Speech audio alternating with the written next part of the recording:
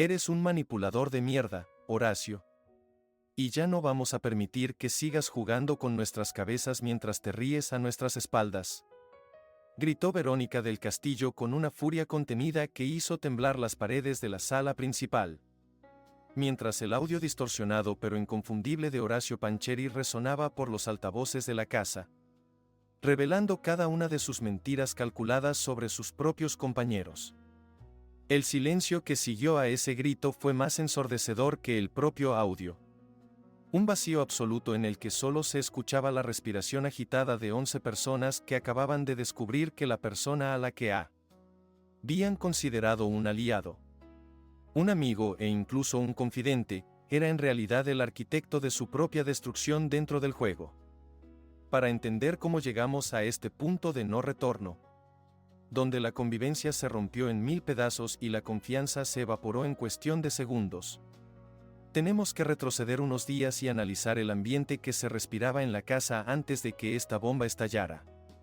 Todo comenzó con una falsa sensación de calma y una estrategia de camuflaje social que funcionó a la perfección durante la primera etapa del encierro.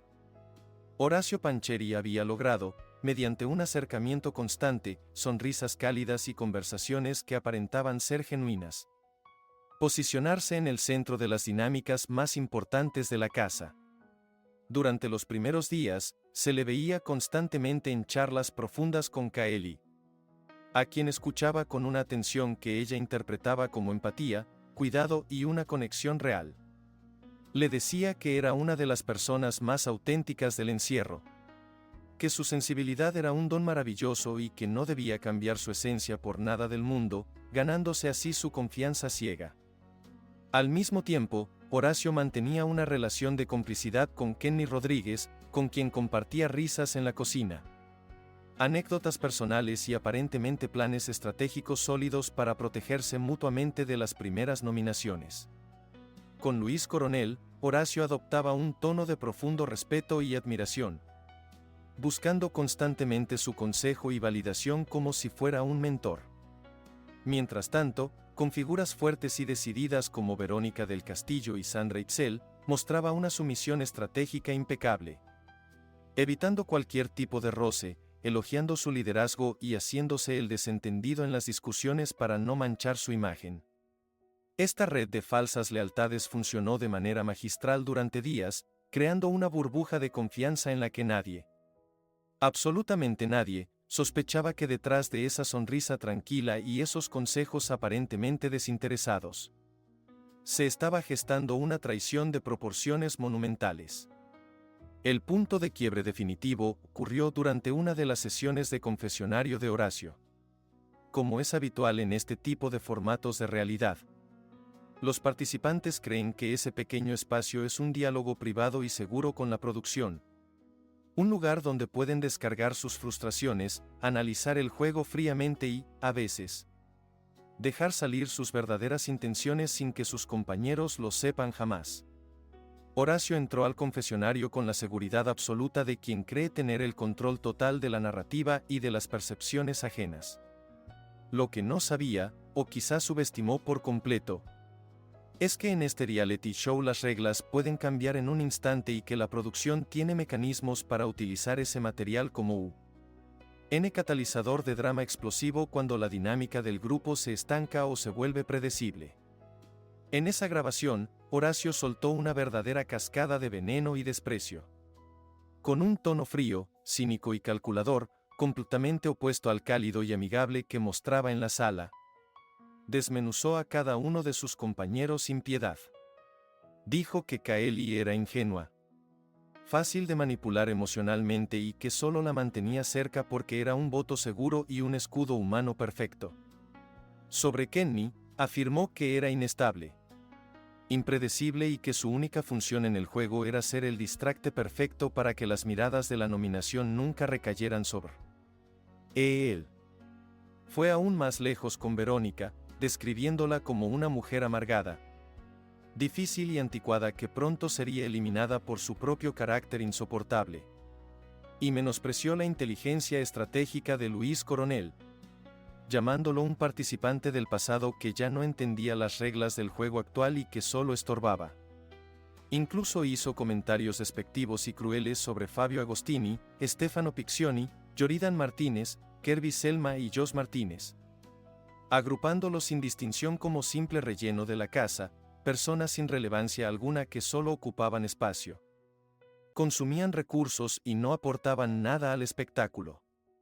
Lo que Horacio no podía prever ni en sus sueños más pesimistas era el giro de tuerca brutal que la producción tenía preparado para esa tarde.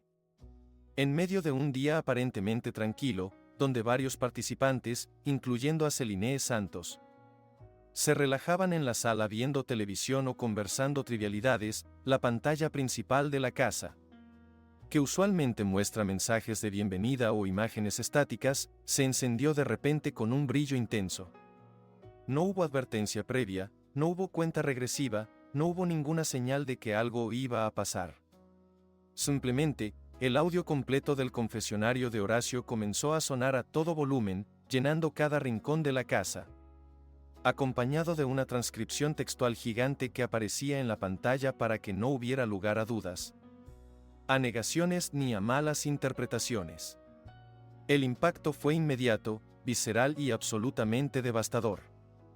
Kaeli, que estaba sentada cómodamente en el sofá, palideció al instante. Se llevó las manos a la boca con fuerza y sus ojos se llenaron de lágrimas al escuchar cómo la persona que la había consolado y abrazado la noche anterior la llamaba ingenua y manipulable frente a todos. Kenny, que estaba de pie cerca de la cocina sosteniendo un vaso de agua, se quedó paralizado.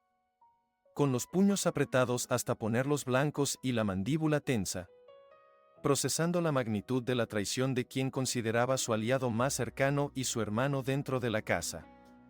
La atmósfera en la sala cambió de un estado de relajación total a una tensión eléctrica, pesada y asfixiante en menos de 5 segundos.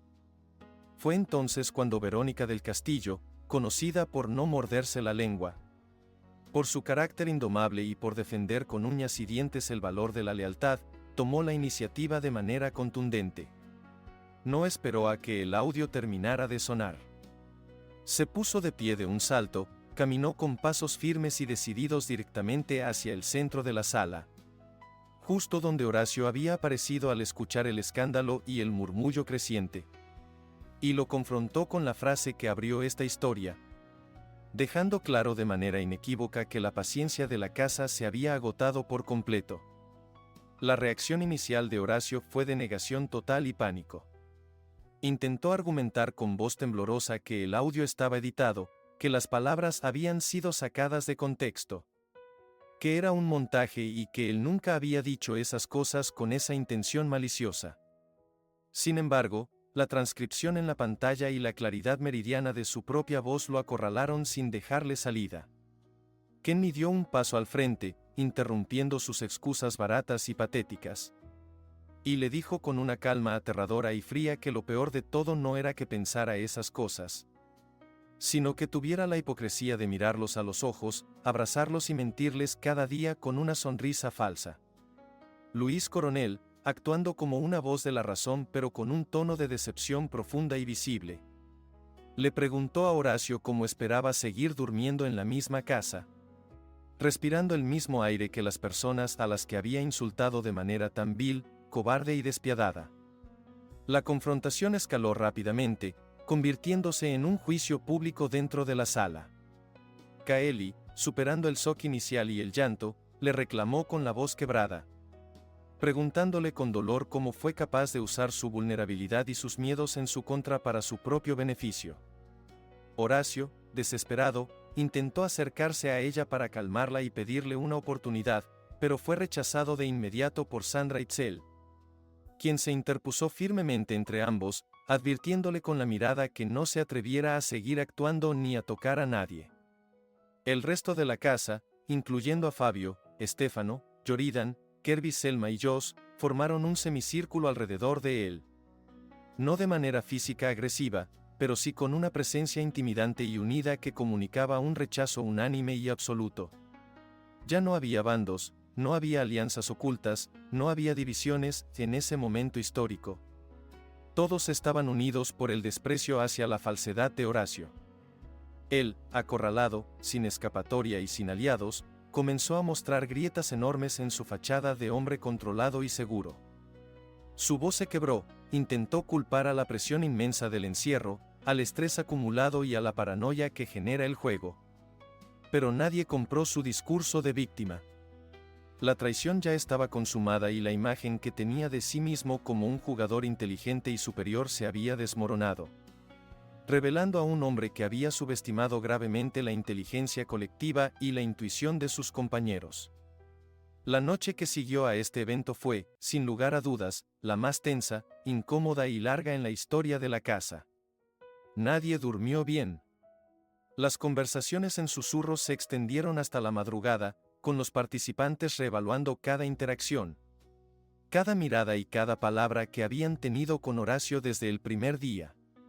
Se dieron cuenta con horror de que cada gesto amable, cada consejo aparentemente sabio y cada risa compartida habían sido parte de una actuación meticulosa y fría. La dinámica de la casa cambió para siempre a partir de ese segundo. Horacio quedó completamente aislado, comiendo solo en una esquina, durmiendo solo y siendo ignorado activamente por el resto del grupo, quien le dio la espalda de manera colectiva.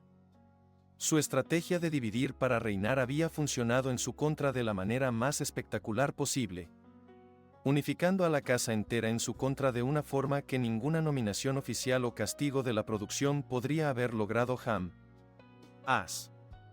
Desde mi perspectiva, este caso es un ejemplo perfecto y aleccionador de por qué la autenticidad siempre termina saliendo a la luz en estos formatos televisivos.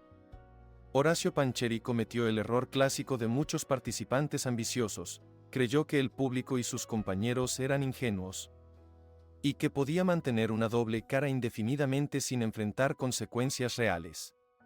Subestimó el poder de la verdad y la capacidad de las personas para detectar la falsedad cuando se les presenta de manera tan cruda, directa y sin filtros. Su audio en el confesionario no fue solo un error estratégico garrafal, fue una ventana a una falta total de empatía y a una arrogancia que resultaron ser su propia trampa mortal. Ver cómo la casa se unió para confrontarlo no fue solo un momento de televisión entretenida y llena de drama. Fue una lección de dignidad colectiva y respeto propio. Nos recuerda que, al final del día, las estrategias frías, calculadoras